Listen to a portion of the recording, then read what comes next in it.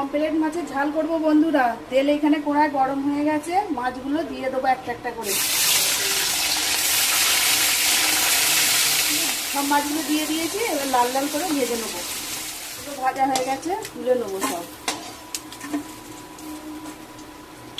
দিয়ে দেবো পেঁয়াজ, টমেটো দিয়ে একটু ভেজে নেবো। এবার দিয়ে দেবো বেটে কাটা সর্ষে, আদা, রসুন বাটাটা, কাশ্মীরি লঙ্কা, হলুদ, নুন দিয়ে একটু ভেজে নেবো। মশলা থেকে তেল ছেড়ে দিয়েছে, দিয়ে দেবো জল। পরিমাণ মতো জল দিয়ে দিয়েছি, ফুটে উঠলে মাছগুলো দিয়ে দেবো। এবার মাছগুলো দিয়ে দেবো, দিয়ে নাবিয়ে নেবো। সরষের তেল ছড়িয়ে নাবিয়ে নেবো।